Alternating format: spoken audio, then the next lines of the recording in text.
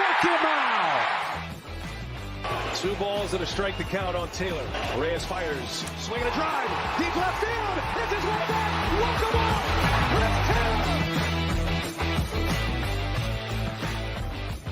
What's up, everybody? Welcome into DodgerHeads Live, presented by DodgerBlue.com, part of the Blue Wire Podcast Network. My name is Jeff Spiegel, joined tonight by Matthew Moreno, here to talk about the latest on the offseason, some interesting Walker Buehler rumors, the latest that we have on Roki Sasaki, if we have anything, as well as an important reliever injury update for the Dodgers, a couple minor league signings. So, Matt, we got a bunch to get to, but we'll check in on a Sunday night. How are you, my friend? It's good. It's, I know we were just talking kind of before starting this show, and it's sort of a nice balance of like, there's enough stuff right now to sort of, continue reacting to and sharing with everybody and getting some feedback. Not a whole lot, not the fire hose that you feel with a regular season. The weekend was, I know Oregon won, USC won. I watched I watched the Mike Tyson, Jake Paul, I'll use air quotes for the fight. I was pulling for Mike Tyson. That would have been fun to see. But yeah, I mean, all in all, good weekend, good day. Nothing to complain about. Yeah, as people are noticing, I do have my my brand new World Series hat. Scotty and I with the Rope Hat collaboration. I also have to show off this shirt because it's maybe my favorite thing I've bought. But we got ourselves a Freddie Freeman pose shirt. So this is it. It's an iconic moment, Matt, that will forever be immortalized now on my shirt. We're coming to the end. I think I've only got a couple more World Series things in the mail to me, Matt. It makes me sad. It makes me want to go buy some new things. Yeah, at least so Christmas will come. So, get a couple gifts through that, and then give it a little bit of time, and the Gold Series stuff will then be out shortly after. So remember, you have to pace yourself, Jeff. You can't go all in right now. You need to pace. It's true. By the time February, March rolls around and those jerseys are in Nike stores, it will have been like practically 6 months since I'd spent all the money that I spent now. May or may not have ordered like 2 more hats today online, not necessarily specific to World Series, but you see a deal and you got to capitalize. By the way, our friends at Homage, if you haven't already seen it, they've got some brand new World Series gear that just released this week. They've been great partners to us. So you can visit our link in the description below and check them out. I've said it before, and it's not blowing smoke. Their stuff is so dang comfortable. It's the most comfortable stuff I own. Their logos are always cool. So again, Homage has got some World Series champs gear that just came out. So go ahead and check that out if you haven't already. Real quick, just to add to that, we're doing. They're generous enough to partner with for a giveaway. So keep an eye out if you're following us. We'll probably do it through Twitter, maybe Instagram as well, but at DodgerBlue1958, if you're following us on Twitter or Instagram, you'll definitely see it kind of announced, but it will be kind of their World Series pullover. So thank you to Homage for letting us go ahead and do that. Very generous of them. Absolutely. Absolutely. All right, let's get into it. Let's start with a little appetizer here, Matt. The Dodgers made a trio of signings to minor league contracts over the past week. Aaron Bracho, Joe Jock, and Justin Jarvis all added to the Dodgers organization. Again, none of these guys were given major league contracts. They were all given minor league contracts. I presume guys like this probably offered an invite to spring training to participate there as well, potentially. But let's go through these. I mean, typically the Dodgers will make, let's call it 15 of these types of signings in the offseason, and 14 of them will not matter, but it feels like there's always one that ends up mattering one way or another. Maybe it will be one of these 3, but I will say at least a couple of these guys, Matt, are intriguing. We'll start with Aaron Bracho, left-handed. He's kind of a bat first, no glove infield. This is a guy that just a couple of years ago was basically dead even with Michael Busch on some of these prospect ranking lists, especially at the second base position. I believe Pipeline had him at one point as the number 6 second base prospect in Major League Baseball. It hasn't panned out for him. There's a reason he's available for free. Minor league career, he's got an OPS under 700, 49 home runs in 390 games. He is just 23 years old. So I'm not exact. I think he was assigned to Double-A when he signed. But I just, if you're going to sign a guy who used to be a top prospect, at some point, someone saw something. Yes, it hasn't worked out. That's why he's free. That's why he's a minor league free agent. But, this feels like a 23-year-old kid. That's who I'm pro taking a swing on. Yeah, definitely. This one's a prototypical Dodger move, and under Andrew Friedman and the front office of leaving no stone unturned, whether it's looking at the major league level or organizational depth. I know you kind of joke that the 14 out of 15 maybe minor league signings won't pan out. A year like we just saw, though, it might turn out where 5 of those guys end up Yeah. contributing, either helping fill in at the AAA level because the Dodgers have tapped into everything, or getting a call up at some point sort of unexpectedly. But yeah, I mean, this fits the mold. It's still a former top prospect, so there was the pedigree there that the Dodgers do certainly like to take a chance on when they do. And I don't even want to say it's not really taking a chance. It's giving a guy another opportunity with the new organization, right? As you've said, like, these are more or less free. Like, it's a minor league deal. You're not worried about the 40-man roster, which I know we'll kind of get into that a little bit with the Rule 5 draft coming up, and just major league stuff that the Dodgers are going to need to do. There's going to be some juggling there, but yeah, giving a young prospect who was once heralded and getting national recognition into a new organization, new coaches, new philosophies, things like that. You never know what it can unlock. Yeah, absolutely. Absolutely. 2 other guys that they added, both pitchers. Joe Jock, 25 major league appearances for him over the last 2 years, a 5.5 ERA. Kind of a funky low arm slot, left-handed pitcher. So we'll see what the Dodgers do there. Again, that's a guy who's at least been in the major leagues with a couple of teams. And then Justin Jarvis, right-hander. He's the most interesting to me, Matt, because when you read the scouting report on him, and this comp is not my comp, I can't remember where I read it. Maybe it was on Twitter. But he in many ways is like a right-handed Alex Vesia. Now, I want to pause there because Alex Vesia has been a very, very good major league pitcher, and Justin Jarvis is a minor league free agent who the Dodgers signed and didn't have to guarantee anything. So let me just be clear. He is not going to be as good as Alex Vesia. However, he's a right-hander. The fastball is 92.7 miles an hour, which in 2024, going into 2025, that's not great for a right-handed pitcher. But what he has that is elite is IVB, induced vertical break. It's about 19 inches. Vesia's just over 20 inches. I know Matt is rolling his eyes as I talk about letters and numbers that mean nothing to him. Basically, he's got a fastball that has the appearance of rising. You watch Alex Vesia throw a 94-mile-an-hour fastball and guys swing and miss, swing and miss, swing and miss, and you're like, how? He's not even throwing it that hard. It's because of the induced vertical break, the backspin that he's able to get. Jarvis is a guy like that. Now, Jarvis's problem is that he has a good fastball and literally nothing else. He has no other secondaries that he can control or throw well.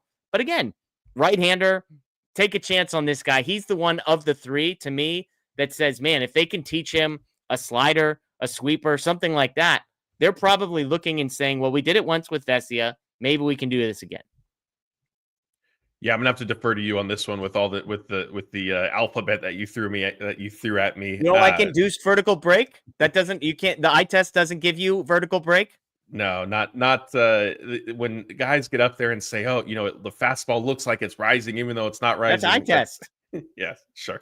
I mean, in all seriousness, again, like, is he somebody that could, potentially contribute? I know I did see some of the tempered excitement, if you will, with this signing over, as you mentioned, kind of, what the Dodgers might be able to unlock and sort of add on to it.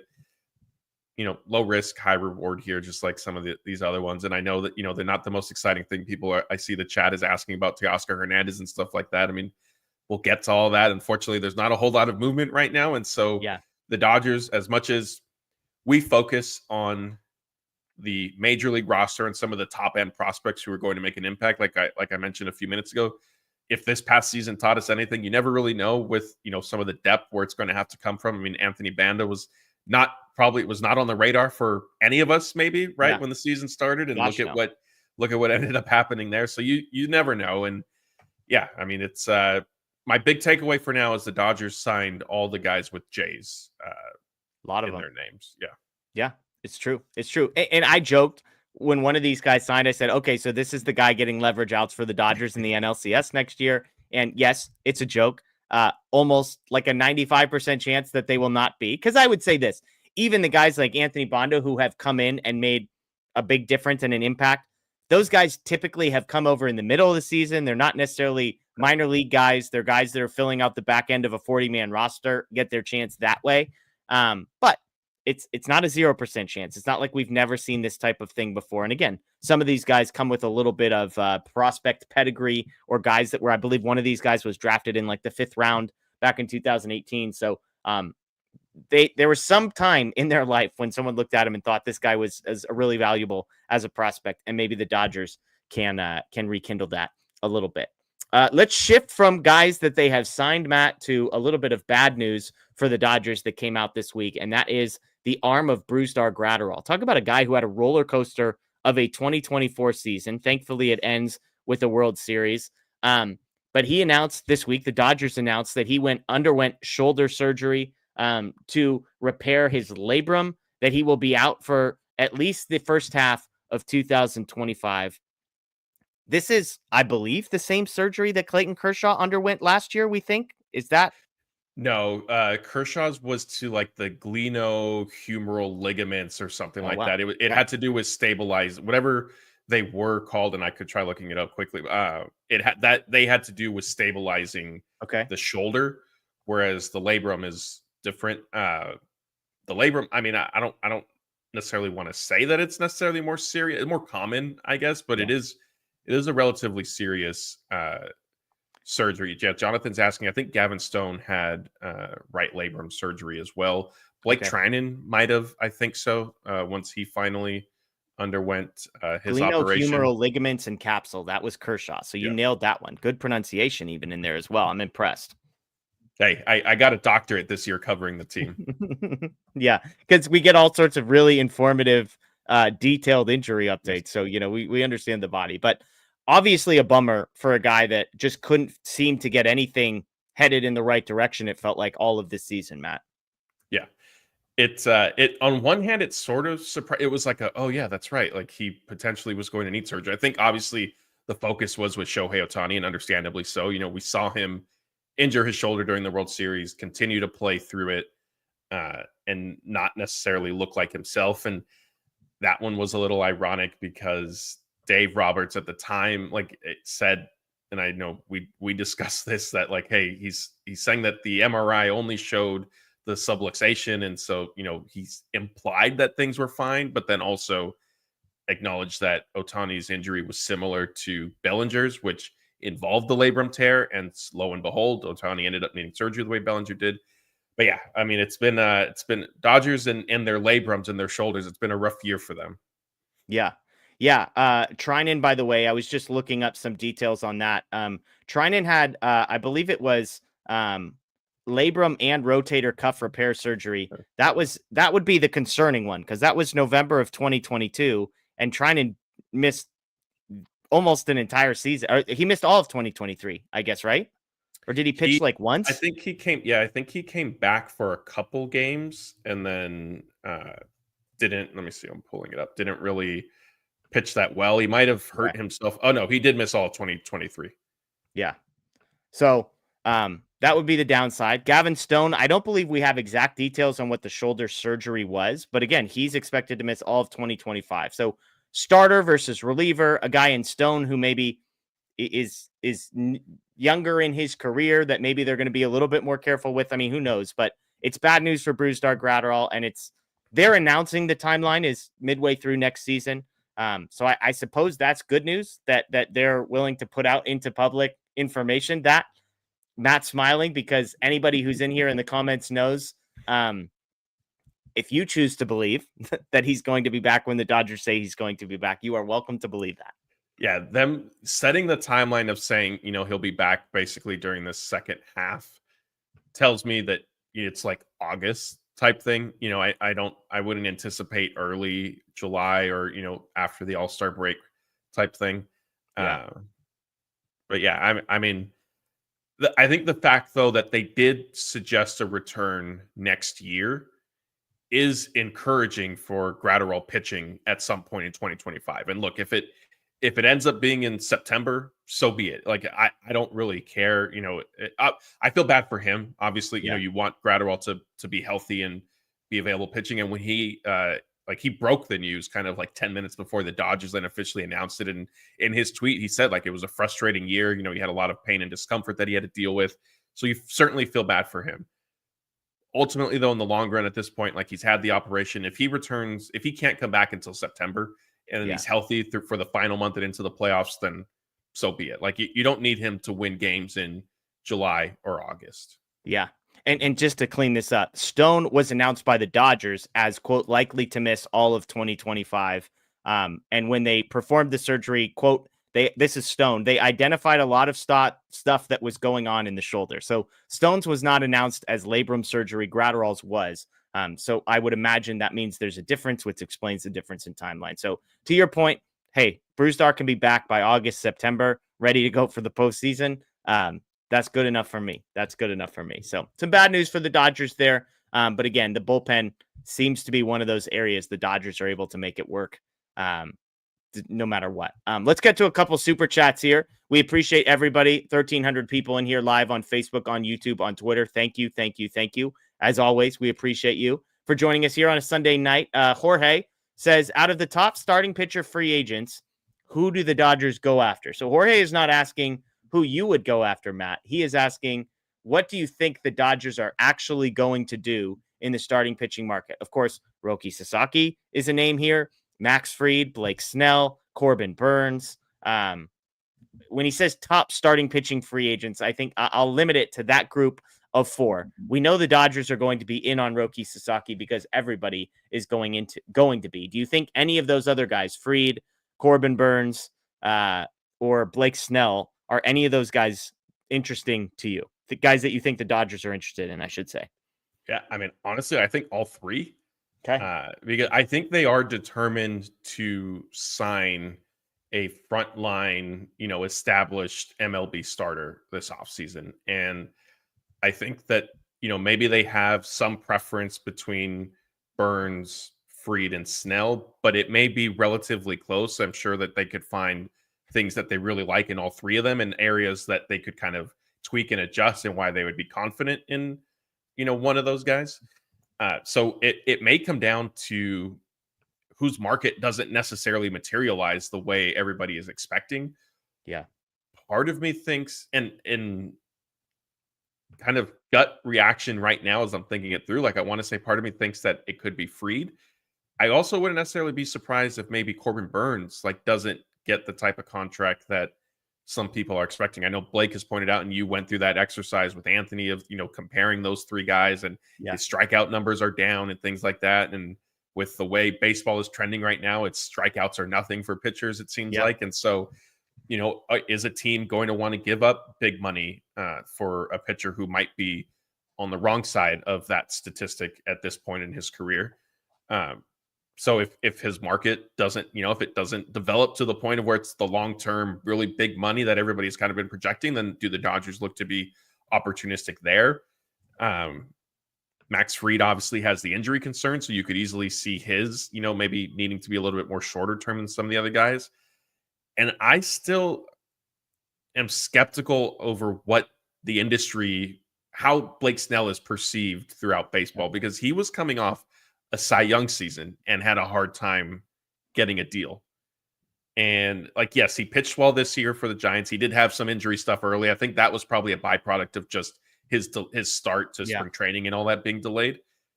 But is he still out there again on another relatively short-term contract? And at this point, I know, it came out well after the fact that the Dodgers were involved for Snell before they tried to make a late run. Do they try that again? Is he more open to it now? Because I think they're a little bit more attractive with having just won a World Series, having Ohtani on the roster and all these other guys. So, I mean, I'm not trying to, play the fence and not answer this question, but I genuinely think that they're going to be involved in pretty much all three of Burns, Fried, and Snell. Yeah, I've said on this show, I think Snell's a guy, just for the sake of, I'm just reading the tea leaves. They went after him twice already. I can't imagine that their interest has dwindled because he continues to pitch really, really well. I've said on this show, personally, I'm not that interested in Max Fried. He scares me the most of these three guys. Corbin Burns, to your point, the last 2 years have basically been his lowest strikeout numbers, since he came up and since he made a name for himself. The flip side to that is he's made 28, 33, 32, and 32 starts over the last 4 years. So you're maybe buying availability there, maybe as much as you are diminishing the value of the strikeout and whatnot. He's going into his age 30 season, so it's not like he's totally cooked either.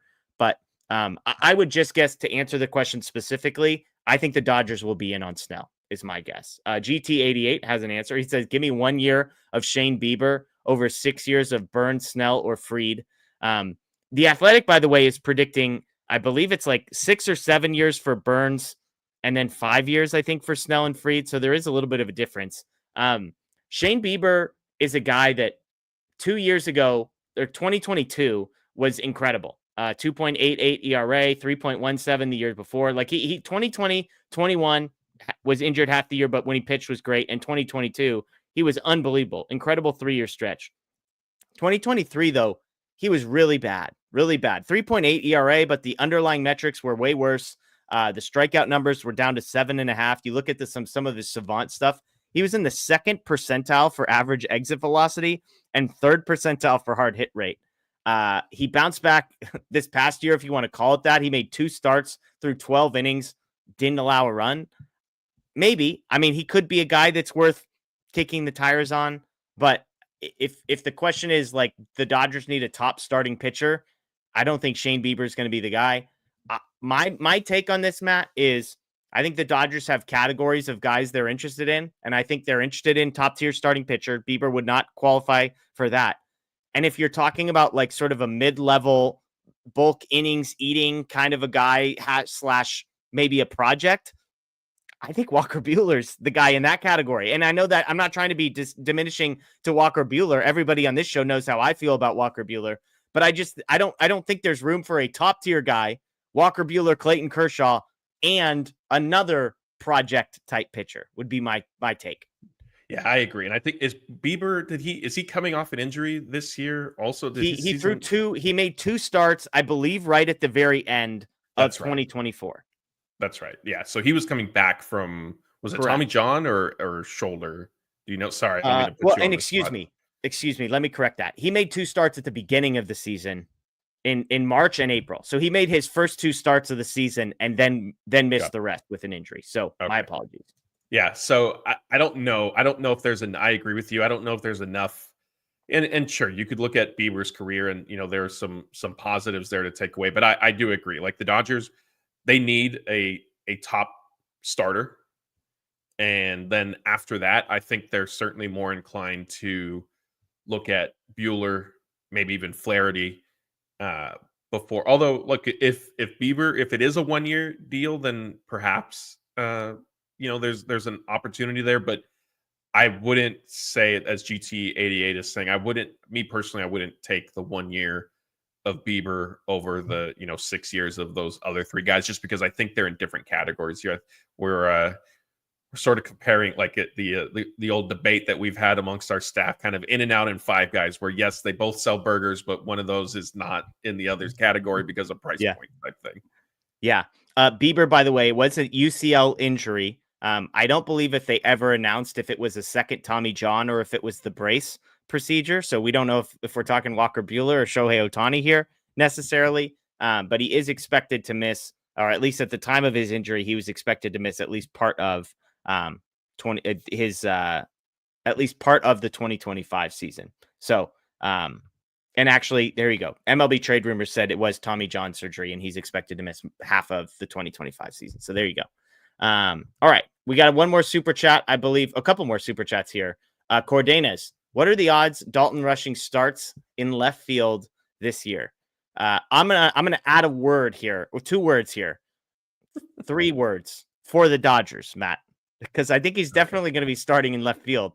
I want to know, Matt, do you think he's going to be starting in left field for the Major League Baseball team that plays in Los Angeles? Man, this is like at some point next year. Yes. I know. I think in some of the scenarios we've kicked around, I thought you were going to say opening day for the Dodgers. I don't think it's 0% chance. It's close. I think it's closer to 0 than you do. But yes, I could see Rushing playing left field for your Los Angeles Dodgers at some point in 2025. Like, you don't see a world where the opening day outfield is Teoscar Hernandez, Andy Pages in center field, and Dalton Rushing in one of the corners? No, I think it's like unless he's moved, I think that's Chris Taylor in left field to begin the season. Okay. Yeah, I don't think it's likely. I agree with Matt. I think he will make starts for the Dodgers in Los Angeles in left field or right field or whatever. Probably left field. They move Teo over, whatever. In a corner outfield spot for the Dodgers at some point. The bat is too good. They started playing him in left field in AAA. By all accounts, the reports were good. So, he's not going to be a Gold Glover, but again, the guys we're talking about potentially playing corner outfield spots for the Dodgers, other than Andy Pages, are not exactly a Gold Glove caliber guys. Carolina says, Padres more likely to sign Roki Sasaki than Dodgers, says MLB Insider, according to Sports Illustrated. Let me pause this real quick, Carolina. We're going to bring this back up because this is our next topic of conversation. So let me just go to Kerr here. Why didn't Buehler get a qualifying offer is his question. I've said on this show, I don't think the league is going to give him $20 million a year. That's one theory. Another theory, Matt, is that the Dodgers were honoring Walker Buehler by not attaching a qualifying offer to his name. I'm skeptical of that only because there was reporting this week that the Dodgers strongly considered offering him a qualifying offer, which makes me think they weren't doing the nice guy thing. They just didn't think he was worth that much money. So where do you stand on this? I think it was definitely more business than how they've approached it with Kershaw type thing. But yeah, I mean, it still did surprise me a little bit just because I thought, sure, are you overpaying? Fine, but it's 1 year and it's the Dodgers. Like we've seen them do it all the time. And I thought like it could potentially make sense for both sides. Like get another year, see how he looks, and then figure it out next offseason. Yeah, I was surprised. Yeah. I was not. I was the lone wolf that I wasn't surprised. I think he's going to get something closer to like 2 years, $30 million, maybe 2 years, $35 million. And if you think you can get a guy for that to give him 1 year at $21 million, I don't think look, it's not all about smart business, but I don't think that's smart business. I think they just looked at it and said, yeah, he's not worth that. And I understand for a lot of Dodgers fans watching what he just did, what he's done for the organization. Like, I'm pro Walker Buehler making tons and tons of money because of what he's given to this organization. And I see some people in the chat, there's no such thing as a bad 1 year contract. I agree. But if you think you can get him for 2 years at a much smaller AAV, then it may not be a bad 1 year contract, but you could do better. So that's my guess. We'll see. Are you still expecting Walker Buehler to be back with the Dodgers? I think so. I know we're going to get into it. Like his market is sort of starting to develop a little bit, but I think the Dodgers are probably still the favorite. Okay. All right. We'll tease that one out a little bit. Let's go back to Carolina's question. There has been a lot of reporting, Matt, on Roki Sasaki. Anthony and I disagreed about this on Tuesday, and I stand by my position.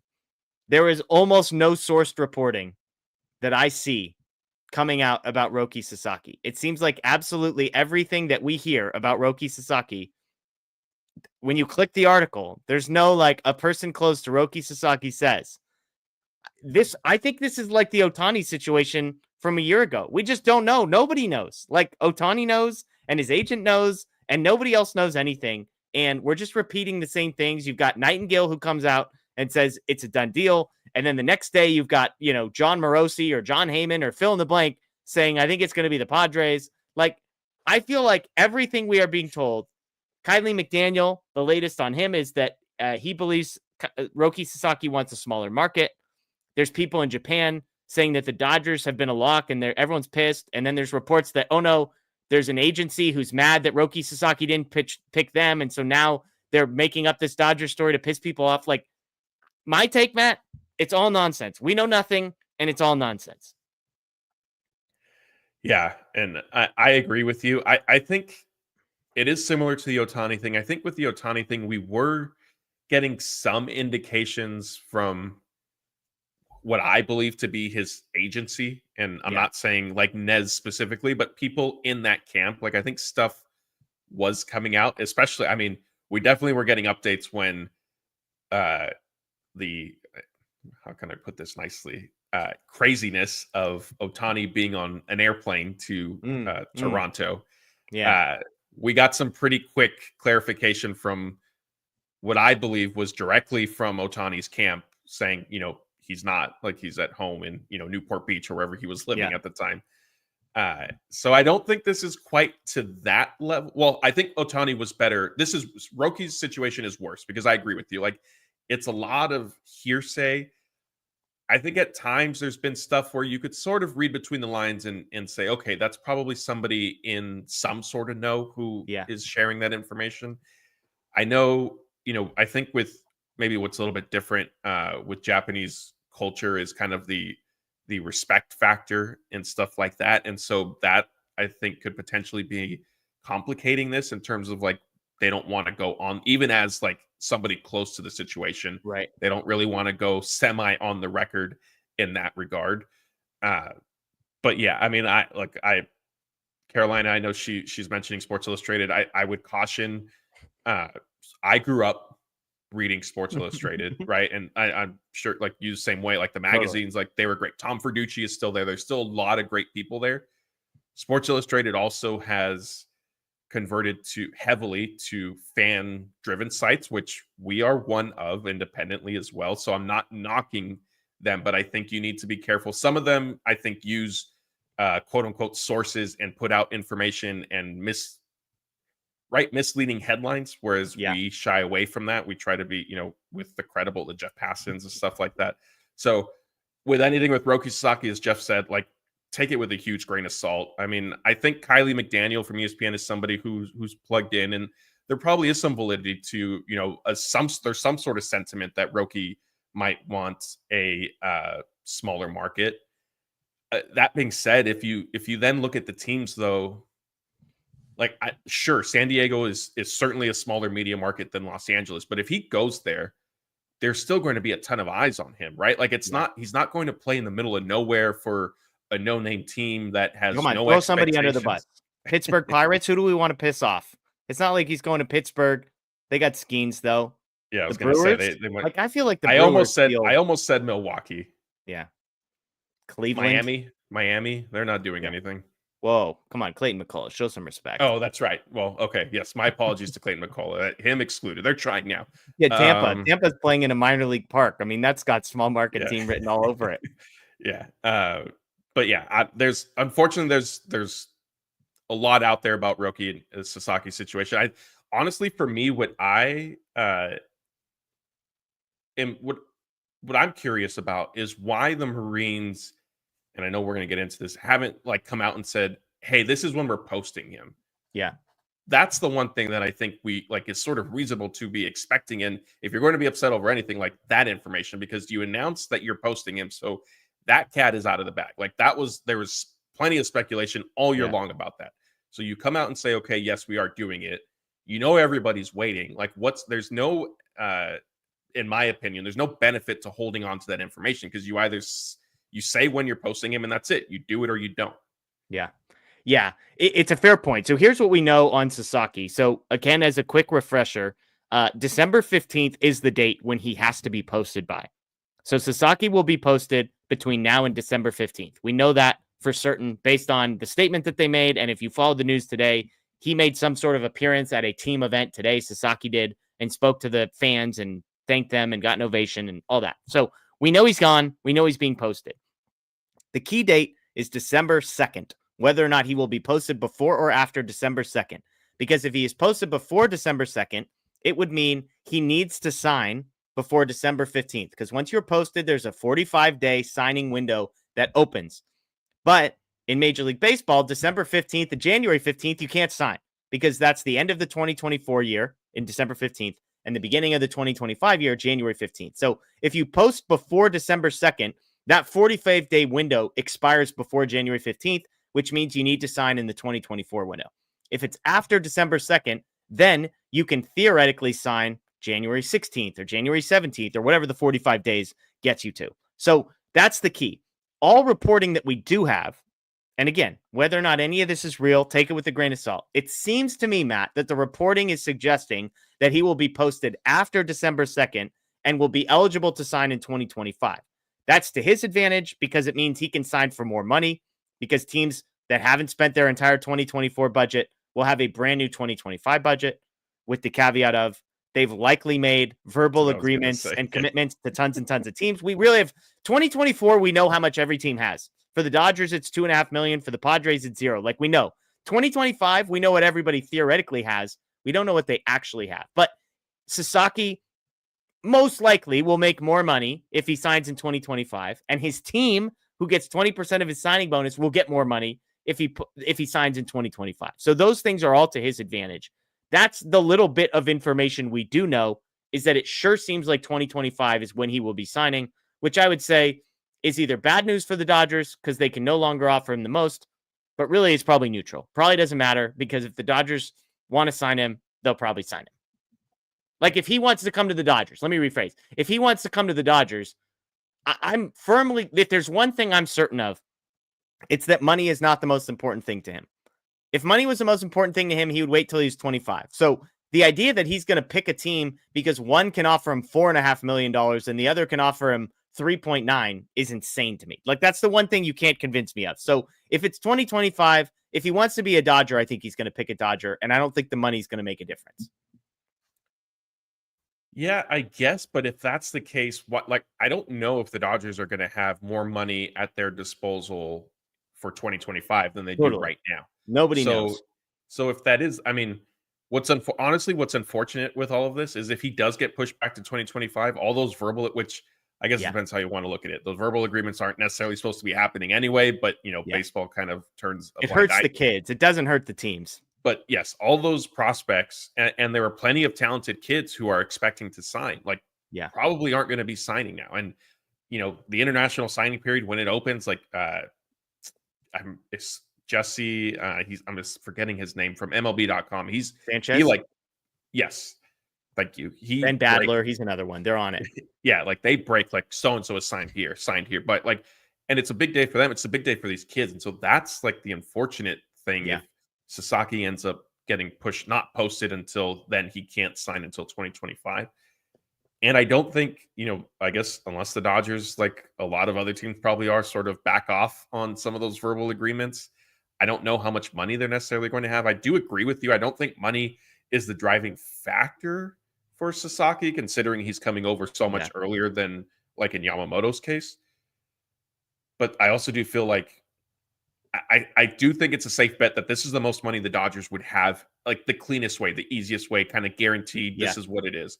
So if money isn't your driving, your motivation, if you want to end up with the Dodgers anyway, why not just make it so that it happens? And look, maybe the agreement between Sasaki and his team was, okay, we'll post you early, but we need you to wait until 2025 so that there's, but also they can't force him to sign with a team, right? Like they can't say, hey, the Mariners can offer you $5 million, go there so that we get a bigger percentage. So none of that necessarily makes sense. So right now, I do think that if it goes into 2025, that it is a little bit of a negative in terms of the Dodgers odds. Yeah, and look, it's possible he's trying to do right by his team and saying hey, whatever, we don't know the clause in the contract, why he's being posted. There's speculation that he has a clause that says I will only sign for you if you give me a clause that says you post when I tell you I want to post, which allegedly he has triggered. That there's been speculation about that. It's possible he still says, look, I want to be posted, but I'm still going to try and do right by you. And maybe if I want to sign with the Dodgers, let's say, and they can only offer me 2.5 this year, but the Dodgers can offer me $4 million if I wait till 2025, then it's kind of this happy medium where the team is getting 800,000 instead of 500,000, and everybody kind of wins in that scenario. I saw somebody asking, do we know how much money the Dodgers have committed in 2025? We have no idea. None of that is public information. I mean, again, Jesse Sanchez, Ben Badler, I'm sure there are guys out there who already know the verbal agreements that have been made. The Dodgers typically are active and do well. That said, they have $2.5 million sitting in a bank account right now that's not apparently going to be spent if Sasaki does not come over. And so it's possible they had that set aside waiting for Sasaki. If that's the case, I think it would be crazy to assume the Dodgers don't also have 2025 money set aside for Roki Sasaki if they were willing to burn $2.5 million in 2024 potentially and just set it on fire because you can't spend it. So again, I just believe he's going to sign where he's going to sign, and 2024, 2025 doesn't matter. I'm with you.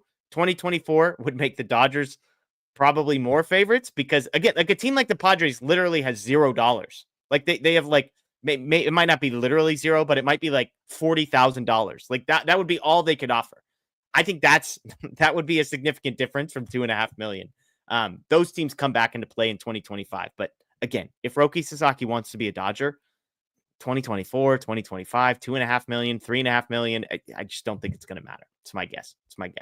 Let's get to the other name where there is some interest in. Here we go. Tim's got a super chat real quick. What can the Dodgers do with their 2024 money so it doesn't go to waste, assuming it's later rather than sooner? I mean, there's not a lot. There's probably still international free agents out there. If they're not signed, there's probably a reason why they're not signed. I forget what the timeline was when the Dodgers signed. Let's see if I can find the date on this. I guess it was August. They signed a kid from Korea about a little over a year ago, 15 months ago, Hyun-Suk Jong, who came over from Korea, and he was like a highly touted guy that kind of got randomly popped up on the radar, and the Dodgers had some money to throw at him, and they did, and he's actually turned into a pretty decent prospect. So, I mean, maybe there's somebody out there like that who maybe the Dodgers have a backup plan with somebody in a place like Japan or Korea that it's like some high school kid that was planning on doing something else, and like, hey, if this doesn't work out with Roki Sasaki and we got a couple $1 million we can throw at you to come over. I mean, but realistically, Matt, I think it's nothing, right? Like, I think this was hold this in case Roki comes over, and if he doesn't, then shrug your shoulders and move on. Yeah, I don't know enough about. I mean, I do agree that the most likely scenario is there'll be, a handful of prospects, maybe one or two bigger ones, still available for some reason that they end up taking a chance on. I don't know if this money is like, hey, it's in the Guggenheim / Dodgers bank account. You didn't use it on international guys. Dodger Stadium is undergoing some renovations. Let's just apply it to that balance over there. I don't think it works that way. Yeah. But yeah, I mean, it could just end up being money lost, unfortunately, for the team. Yeah, absolutely. Absolutely. Tim, thanks for the super chat. We appreciate it. Let's get to the other name where there is some hot stove news happening. You mentioned him. His name's Walker Buehler. You might have heard of him. He might have thrown a couple innings of significant baseball for the Dodgers this past postseason. John Morosi with an interesting nugget that both the Braves and the Cubs are interested in Walker Buehler. To balance that out a little bit, John Heyman did report that the Dodgers have been in communication with Walker Buehler that made me feel a little bit better about things. I agree with the fans, Matt. The longer he is not re-signed, the longer Teoscar Hernandez gets removed from that World Series parade, it is natural for doubt to creep in and anxiety and fear. I am not there yet. I still believe Walker Buehler and Teoscar Hernandez, who we're not talking about right now, but Walker Buehler will be a Dodger next year, despite the news that the Braves and Cubs have checked in. Yeah, I agree. And some of it is, I think this report of other teams having interest is kind of just the natural progression of the offseason. And there really hasn't been any movement on anything right now. I mean, look, we started our show discussing minor league guys because that's kind of where teams are at. I get, well, hey, the Angels aside, because Dodgers won the World Series and the next morning the Angels made a big move and they've been active since then. So they're going for it. So credit to Artie Moreno down there in Anaheim. But outside of them, there's, few and far between in terms of transactions at the major league level. It's not like starting pitchers have even started to come off the market. There's been nothing on Jack Flaherty that I've seen. So I think this is more just, teams doing their due diligence right now, kind of figuring out where the market might end up being and stuff like that. But yeah, I mean, certainly the longer it sort of goes, like, yes, I agree with you. The sentiment of concern and all that starts to set in. Yeah. I mean, what's interesting about Buehler is there was a point 3 months ago, Matt, where it felt like that, I don't want to say that there was a fracture in the relationship between Walker Buehler and the Dodgers, but it definitely felt like there was frustration. And I'm not even saying it was frustration aimed at the Dodgers by Walker Buehler, but it didn't feel like they were on the same page. Maybe that's the best way to phrase it. In your estimation, I mean, maybe you would say you never felt that, but if you did feel that, do you feel like the way the season ended that maybe any disconnect may have been reestablished into a healthy connection by the time this season finished? So to backtrack a little bit to your first point, I could see where maybe I don't know if I feel strongly one way or the other in terms of was there some frustration or friction between them. I could see where, if it did come out that, yeah, that was a little bit of a rocky spot for them, I could understand it. I think the last time we sort of discussed this, I said, hey, like Walker Buehler, one of the great things about him, one of the reasons why he was able to pitch in Game 5 of the World Series on one day of rest is because he is very headstrong, and he's been described by teammates and even Dave Roberts as stubborn, kind of in an affectionate manner. So and it's hard, right? Like he was before the second Tommy John surgery, and I think you and I would probably agree that he pitched injured before he needed the operation because it's stuff like, yes, I think there was a lot of talk about the sticky stuff and all that, but there was a pretty steep decline for him. But prior to that point, he was trending towards being one of the best pitchers in baseball. He was already showing up in the postseason. So to go from that kind of trajectory to really not looking like a shell of himself during the regular season this year, I think is hard for any athlete. And I think Walker was trying to rely on kind of what got him to this stage, with also needing to sort of recognize that he's a different pitcher at this point, and he doesn't have the same fastball anymore. And so I think you needed some buy-in from him. I think the Dodgers organization, the pitching coaches, were probably further along in that process and recognizing it, which makes sense, right? They're not the ones needing to live through that of, hey, you're not the guy you were 3 years ago. Like it's easier for them to sit there and say, do this instead, do that. But like Walker, I think, needed to sort of find that path on his own. Yeah. And so, yeah, like again, a long-winded way of saying, like, would I be surprised if there was some friction? No. Do I think that things pretty much ended in a better spot than where they were during, those summer months? Absolutely. I think some of that is Walker, realizing, okay, this is how I can still be effective. And he said it during the playoffs when he was getting asked about, the Francisco Lindor at bat against the Mets in Game 3 of the NLCS when he got that big strikeout. He said, like, the old me would have thrown nothing but fastballs, basically. I know I'm paraphrasing. And he went to a curveball. There are probably some expletives mixed in there as well. Yeah, he went to a curveball, and Alex Verdugo, to get the strikeout to win the World Series, he went to a curveball. Like, so yes, I think that the relationship, if there were any issues during the summer, I think the relationship is in a better spot now than it was. Yeah, and keep in mind, for Walker Buehler, it is abundantly clear that one thing and one thing only is what drives Walker Buehler. It's winning championships. Yeah. So, as our friend Daniel would say, with all due respect to the Cubs, the Braves, like, somebody Google their 2025 pitching rotation right now. Tell me if the Braves are a serious contender for the World Series next year. I mean, literally, they're all like hurt or free agents, it feels like. And so I think Walker Buehler wants to win. I think he's been around these guys, Clayton Kershaw, Dave Roberts, a bunch of the guys in the clubhouse, long enough to know that this is his best chance to win. I think he's beloved. He's a legend in LA now because of how this past season ended, and he was the guy on the mound. And so I would be surprised if somebody else signs him, because I think the Dodgers would probably be willing to say, like, hey, bring any contract back to us and we'll talk. And so I just think if money's not the determining factor, I'd be surprised if he goes somewhere else. Yeah, I agree. And I think the caveat to that, which I don't necessarily see happening, and it could be that just there isn't a lot of movement period right now, would be like, and I've said this before, is if one team comes and says, we'll pay you 15 to 20 million, maybe even 10 million more than the Dodgers will flat out type thing. Yeah. But I don't know if that's going to happen for him, because the other thing, like you and I have discussed and I think agreed on, is what team is really in that position to, one, overpay him, and two, potentially at the risk of, hey, he may be a little uneven during the regular season, but it'll pay off come the postseason. Like, they're very, like, the Dodgers certainly can do that, both financially and just with their depth outside. Like maybe the Mets. I know I mentioned them last time we sort of did this exercise. So yeah, I mean, it could just, all roads lead back to LA for Walker, and I wouldn't be mad at that. Yeah, and look, I was having a conversation with a couple friends about Luis Severino not coming to the Dodgers, to be abundantly clear. These are non-Dodger fan friends, but he declined his qualifying offer of, 1 year, $20 million. And there was some debate about, was this a good decision for Luis Severino, a guy who had an ERA of like 4 last year, to decline a $20 million deal for 1 year. And what was interesting was one of my friends pointed out, like, go back a year.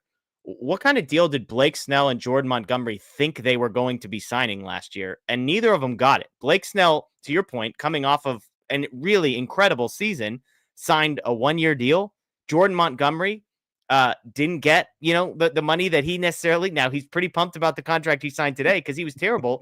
And Jordan Montgomery was really good. Like, Jordan Montgomery kind of had the postseason that Walker Buehler just had, while also having like a 2.9 ERA all of the regular season right before it.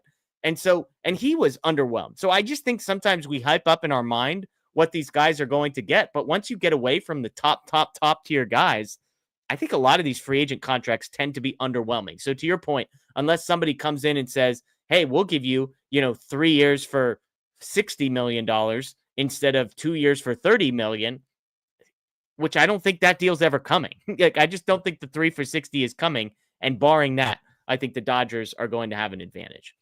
Let's get to a couple other just dates to come up with, and then we've got some time for questions here. There are some important dates coming up, Matt. We mentioned the qualifying offer. November 19th, that would be Tuesday, is the deadline to accept or decline qualifying offers.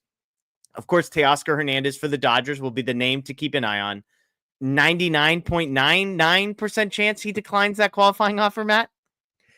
Yeah, I mean, I would assume so. I don't know if Juan Soto is maybe just holding everything up for some reason. I know that there are a handful of teams involved, but it's not like everybody is. So I don't know. And it could look, the MLB offseason is maybe everything's waiting for, the winter meetings in a couple of weeks. But if the winter meetings come and go without much activity, like, it's going to be pretty frustrating because I don't think it's good for the sport that there's this huge lull of like no activity. And, I don't want to completely sidetrack, so I'll digress there. But yes, I'm inclined to believe that Teoscar Hernandez will decline the qualifying offer because I would imagine that there's at least a 2 or 3 year deal out there. I'm sure the Dodgers have already offered him more money than the I'm sure the Dodgers aren't waiting to see and then, okay, well, here's our real offer. I would bet the Dodgers have already called him and said, hey, framework, this is the ballpark we're thinking, just so you know. We're interested. Yeah. We're offering you this because procedural move, yada, yada, yada. But like, I actually don't think this is his best offer, even from the team that he's just leaving. Yeah, that's a good point. I agree. I could see that being the case. And, it's just a matter of figuring out for Teoscar's side, figuring out maybe what else might be out there. If he could squeeze, the kind of the higher end of the Dodgers range out of them. But right now, it was the Orioles and the Red Sox, I think maybe a week ago, who were reported the Red Sox were interested in him last offseason as well. So yeah, I mean, I would imagine, yes, the safe bet is certainly that he'll reject the qualifying offer. And then, hey, maybe once that happens, then things sort of speed up a little bit for Teoscar. The other deadline to keep an eye on also on Tuesday is the Dodgers or everyone across Major League Baseball to add players who are eligible for the Rule 5 draft to their 40-man roster. Anybody who is not protected by then is then eligible for the Rule 5 draft. There's really only one name to keep an eye on here for the Dodgers. There were a couple of guys that 3 months ago would have been on this list that have since already been added. I believe Edgardo Enriquez was one of the guys that would have needed to be added. He, of course, was added by the end of the regular season. Austin Gauthier is the only guy who's in like the top 30 organizationally, depending on where you look. Our guy, Justin Lorber over at FutureDodgers.com had him at the midseason point as the number 20 prospect in the organization. He was 17th coming into the season. I think MLB Pipeline had him at like 25, 26 in the organization. Friend of the show, by the way, Austin Gauthier, one of the guys I got to chat with when I was down covering Oklahoma City. He'll be interesting, Matt, because he's a guy that like has kind of had his stock increasing surprisingly, I would say. I believe he might have been a 2020 draft pick. Someone can correct me on that. Out of Hofstra, makes his organizational debut in 2021. And then kind of utility guy, sort of a Zach McKinstry type, which I joke is, I know that's not like a nice word to say because of how McKinstry's career panned out, but he just kind of can play all over the place. I will say his second half in Oklahoma City last year, 685 OPS, in 106 games at Oklahoma City last year after getting promoted from AA to AAA, which is supposed to be a hitter's park. That's not that positive to me. So, I know I probably spend more time thinking and talking about prospects. This isn't exactly the space you think about. He's the guy that if anybody is added, I think it would be him. I actually am kind of leaning they might not protect him. I think they value him, but I just think for a 40-man roster spot and a guy that if they add him now, he would have to take up a 40-man roster spot, not even the entire offseason until they can throw some guys on the 60-day IL. But then also they have to keep that guy on the 40-man, obviously, all of next year when he's clearly not going to be a guy who's contributing the beginning of the season. So my guess is that he actually doesn't get protected, and he could be a guy that gets drafted somewhere else. Yeah, that's kind of where I'm at. Looking at the list of players that are eligible and quote unquote need to be added for protection, and then factoring in the Dodgers 40-man outlook and stuff like that, I don't see nothing necessarily. None of the guys really stand out as, oh yeah, they're certainly going to do it with him. Maybe Connor Brogdon was outrighted off the 40-man roster, elected free agency, so that opened up one spot. So maybe they do add one just for the sake of, kind of doing so and being safe. But, these guys, it's hard because as much as, we think, oh, the Dodgers value him and they want to keep him in the organization, they also have a sense of what these players, what their stock is throughout the league. And as you mentioned, if you draft one of these guys, then you need to keep them part of your organization. You need to give them the opportunity. Otherwise, you have to offer them back to the Dodgers. And that's how oh man, the name is escaping me right now.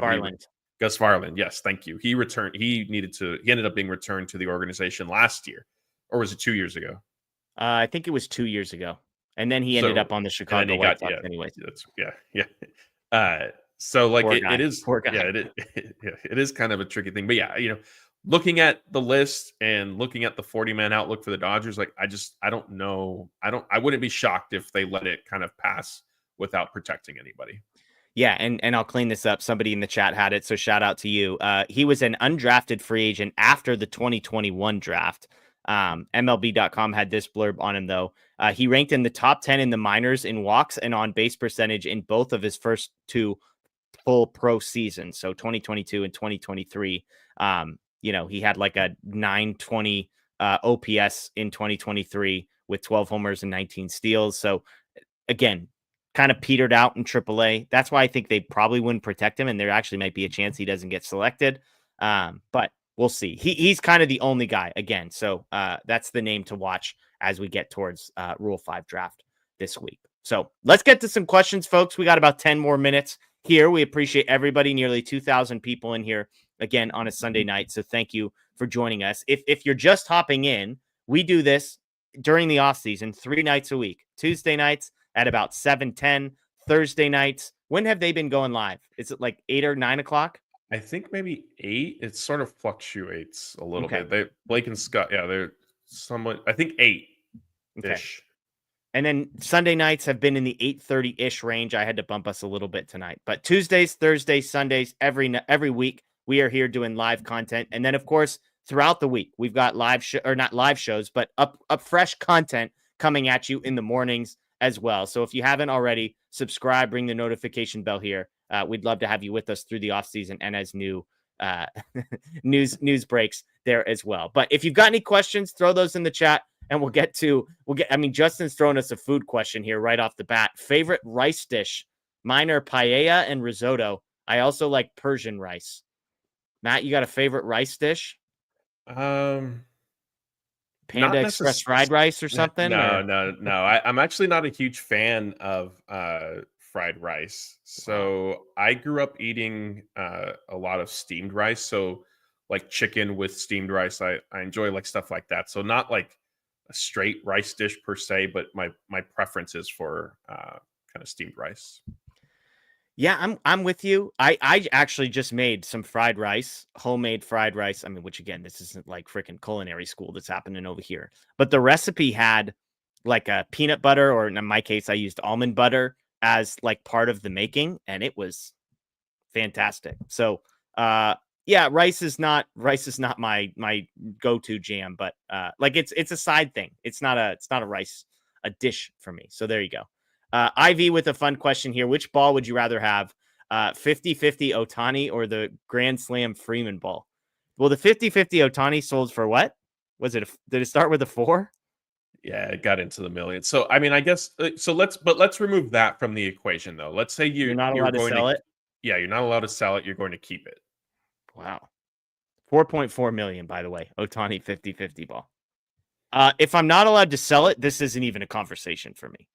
And like if we're talking financial purposes, because if it were me, all due respect, 4.4 million sounds great to me. But if I'm keeping the baseball, Freddie Freeman Grand Slam. It's like there's like a 98% chance it's the greatest moment of my life from as a Dodgers fan. And hopefully I have a lot of years left. I look at the shirt I'm wearing today, Matt. Like, of Yeah, course I'm taking this one. Yeah, I agree with you there. Obviously, assuming we're not selling this and for the memories, because then at that point, like you're at, although look, Ohtani put on a crazy performance to get to 50-50. I mean, don't take anything away from him, but World Series, walk off, just then the parallels to Kirk Gibson, like just everything with it. I'm with you. If I'm needing to pick one that would be up with next to my bobbleheads, it would be the Freeman Grand Slam. Like, am I crazy? Like, I think the Freddie Freeman moment is as close to on par with that Kirk Gibson moment as anything. Like, and I like, it sounds blasphemous to say that it's on par, but it was a walk-off Grand Slam in the World Series, like from losing to winning. Like, I think if you could think about what it would be like to have the Kirk Gibson ball, with all due respect to 50-50 Ohtani, like these are in different stratospheres, in my opinion.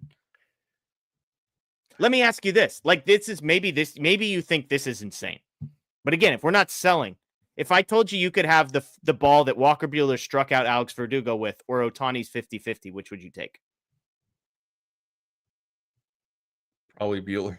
Yeah, me too. Like, that's what I'm saying. Like, I think there's some other ones up there. Yeah. So there you go. Roy Estrada says the ball Judge dropped was auctioned for 2.4 million pennies. So there you go. That's it's a great one. Okay. Norm says, which big name free agent do you think signs first? And no, none of the Dodger free agents are among the big names. So which do you think signs first? I'm taking Sasaki off of this one.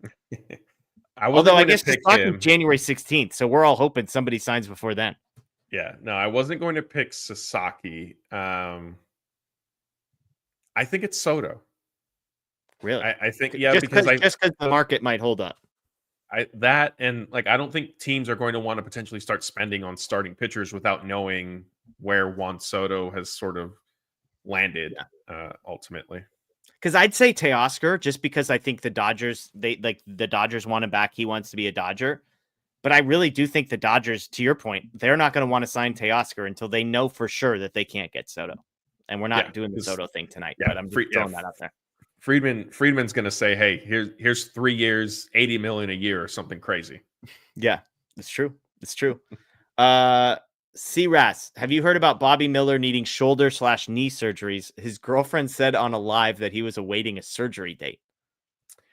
No, I have consume a lot of Dodgers content, Matt. Was Bobby Miller's girlfriend's Instagram live among the content that you've consumed? We need to get Scotty on this. This feels like Scotty's beat. Yeah, that was not something that I saw. I have not heard anything along these lines. It wouldn't be completely shocking. I mean, he did deal with shoulder and knee issues throughout the year. So if he needed to get it corrected, it wouldn't be surprising. I'd be curious to know what the extent of the injuries are and what it means for next year. But yeah, no, unfortunately, nothing to report there. Jonathan asks, is there a story that you want to see next season? Lots of ways you could take this.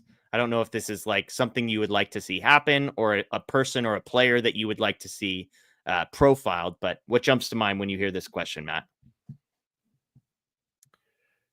Besides Dodgers back-to-back World Series champion. Okay, so that was the one. Yeah, that was the one. I was going to say 2, and that was one of them. Just because but in all seriousness, like that hasn't happened since the Yankees, right? Since they won, since they did their 3 in a row from '98 to 2000, and so like that is an interesting story. Not that I mean, obviously, if they were to do it, it would be great for everybody in here. But like it's going to be interesting to see how they sort of respond to, defending the title throughout the season type thing. So in that aspect of the story, I'm curious to see. The other is, hey, how does Sasaki fit in with Otani and Yamamoto in LA? I see somebody in the chat said this. Robot umpires would be a great story I would like to see next season. Are we? I mean, I know you're old school. Eye test, get off my lawn. But we're anti-robot umps too. It's been look. It's becoming an increasingly difficult hill to die on with all of the egregious calls that we have seen happen. My preference is I would like to see more public accountability for the umpires first, not just lip service from MLB. Representatives saying yes, we do evaluate and take things seriously. So I want to see that first before we go full robot umps. Okay, not me. Give me robot umps. Give me the challenge system. Are you in favor of the challenge system? Yeah, that would be fine. That's a fine happy medium. And that's probably what's going to end up in MLB, if anything, right? Like I don't see them going full blown robots back there. Yeah, they've tried the challenge system. I think it just makes sense. Because of like how it plays out, how quick it is. It's like if you watch the NFL, they now have this new thing where like replays just happen without anybody knowing. And they'll sometimes just be like, hey, actually that guy didn't get the first down. We're moving the ball back. It's like, well, where's this been my whole life? Like, why don't we just do this constantly? Like, why do we, anyways. So that's pretty much what the challenge system is. So I would love to see that. Cole wants to know, what is your Dodgers trade package for Crochet / Robert Jr.? I'm assuming he's saying for both of these. We've talked, I think, just for Crochet, you're talking something like Gavin Lux, Josue DePaula, James Outman, Maddox Bruns. I was told that might be too light. So if we're talking about including the center fielder in this package as well, and I apologize, I never remember if it's Robert or Robert. I think it's Robert. I think so too, and I just feel so dumb saying that out loud because it's like, hey, buddy, it's a silent T. Seems like the obvious response, but Luis Robert Jr., that sounds better, actually, as I say it out loud. I mean, again, I said Lux, DePaula, Outman, Bruns. I was told that it's probably Lux, DePaula, Outman, Frasso, I believe was the response I got from Blake on that one. If you're adding Robert Jr. in there as well, I think Rushing and Zaire Hope and DePaula are pretty much off limits. I don't think you're getting one of these guys without including one of them. I don't think the Dodgers would include two. So maybe it's, Landon Knack and somebody else gets included for the second piece, but it's a hefty price is the short answer. Yeah, and this is, the reports have also been that the White Sox are looking for position players. Yeah. And I think that sort of hurts the Dodgers odds because, to your point, like, I don't know if they're really going to be inclined. I mean, because, like, look, you have one of Cartaya and Rushing that you could theoretically trade, right? So the Dodgers. Well, and everybody knows which one of those guys has value and the other one doesn't. Right. Like the Dodgers clearly would prefer to trade Cartaya, but are you going to be able to sell the White Sox on Cartaya? I'm not sure. Are you going to be able to sell the White Sox on Gavin Lux? I'm not sure. So yeah. Now, if the Dodgers needed to tap into their pitching prospects, in my opinion, go for it. Like you have a ton of them. Like there's not enough room for these guys anyway. Yeah. So trade a couple of them. But I don't know if then because of that, do they really align? Yeah. No, I agree. I think there's going to be a lot. Shout out to Justin, by the way. Good morning, guys. 7 a.m. here in France. Shout out to you. Good morning, Justin. It's almost bedtime for us. It might be past our bedtime. Richard says, do we know what happened to the Freddie Grand Slam walk-off ball? We haven't heard anything about it now that I think about it. Yeah, that's a good question. I don't remember really seeing it. I mean, same thing with the Gibson one. Like that disappeared into the universe somehow. And whoever caught Freeman's Grand Slam ball, if they left the stadium with it and didn't do anything, didn't get it authenticated, then it's a wash now. Like there's no telling that, oh, that was the actual. You have the baseball ball, but you'll never be able to sell it or get anything for it. Yeah. GI says, any idea of a plan B for the outfield if they whiff on Teoscar, Tyler O'Neill, Max Kepler, etc.? There haven't been any guys they've been linked to.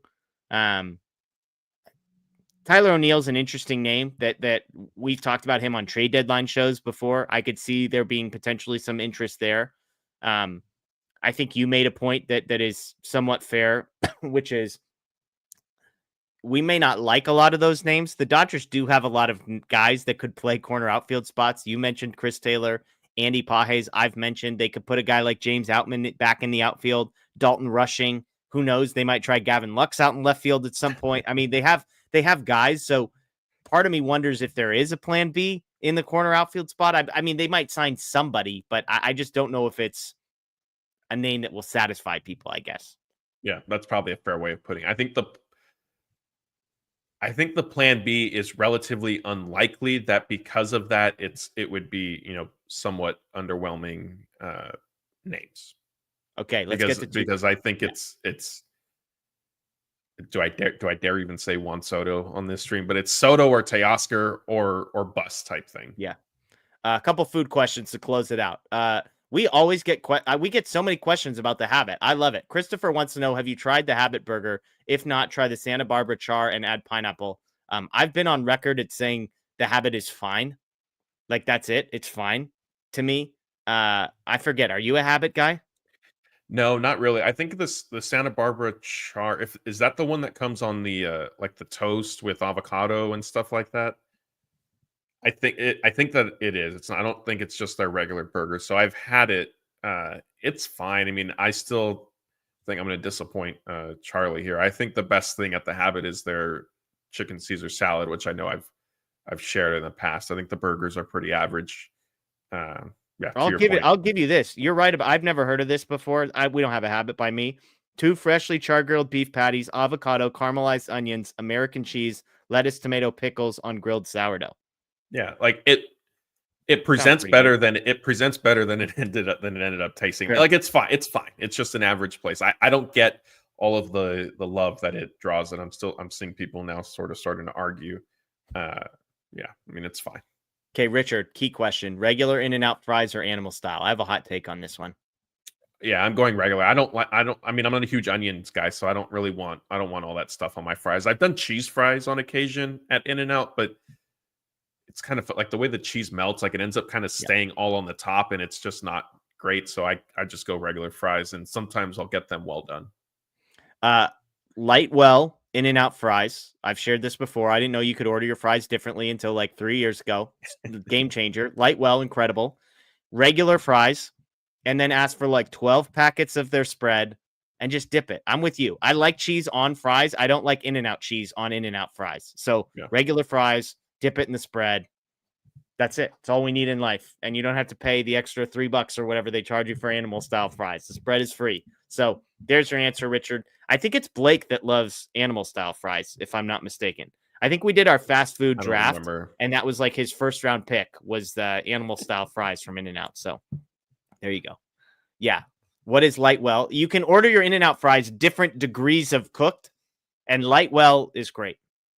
It sounds stupid because it's like well done, but not well done is basically what you're asking for. Yeah, I was going to say to answer in case Casey needed like the scale. It's slightly beyond like normal cooked, but not fully well done, where they come out pretty crispy. Somebody's saying you can order animal style fries with the sauce and the grilled onions, and they don't charge you for that. Do you know anything? Like basically animal style fries with no cheese? No, I have not heard of that, but that's like, if you're out of all the things that animal style fries come with, if you're taking the cheese off, that's a non-negotiable for me. So I'm sending it back right away. That's not even anything that I would order. Wow. The people are saying you can ask for a normal fry with spread and grilled onions, and it is the same price as a normal fries. That's interesting. Now we're talking that. So it's the cheese. Well, for you, not for me. Like, cheese is the deal breaker for me. Yeah, grilled onions, delicious though. That's a nice little. I like where that's at. So now I got to find my way to an In-N-Out and try and order that. We'll see what happens. So hey, everybody, we appreciate you joining us here. Again, we are so thankful. 2,100 people here on a Sunday night. Thank you, thank you, thank you. As always, check out DodgerBlue.com. All the latest news, updates, information, rumors, reports, all posted right there. As Matt said, if you're not already, Dodger Blue 1958 on Twitter, on Instagram. Follow us in both places because there are going to be some giveaways coming in the next couple of weeks. We've got some World Series gear from some of our partners that we want to give away to you all, but make sure you follow there for details. You can check the links for some of our sponsors. We mentioned Homage before. If you haven't already, go check out their stuff. Again, they've got a World Series shirt and pullover that are both sweet and worth your time. So we appreciate you for checking all that stuff out. And Matt, last thing before we go, anything for you to plug? Yeah, one more thing. We're going to be out at Justin Turner's golf tournament on tomorrow morning, Monday, bright and early. Mookie's supposed to be there. Chris Taylor, Chris Woodward, Tony Gonsolin. I think that might be it for current Dodgers. And then if you're into some of the former guys, Corey Seager, who I know is a popular name in some circles. If you're into some of the former guys like Corey Seager, all these people are like Tony Gonsolin or Corey Seager. Who are you more interested in? Seager's going to be there. DeLuca's supposed to be there. Jeff, your guy. Johnny DeLuca, Agora High School's own, University of Oregon's own. Yeah, Ryan Give him a Pepio. shout out. Be like, hey, go Ducks, #1 team in the country, Johnny.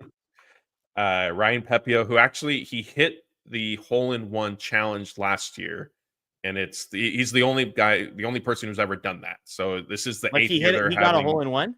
He hit a hole-in-one. Yeah, I forgot the distance, but nobody else has done it. So that was the 7th year that they had the golf tournament. So he was the first one to do it. He's got to come back. You get a hole-in-one at a tournament like that, there's no chance you aren't showing up the next year. Definitely. So yeah, it'll be a good time. We'll be posting stuff. The service isn't great from the golf course, so we'll be trying to get some pictures and Sherwood. I forget where they do that. It is Sherwood. Yeah. So it's a great golf course. It's a nice area.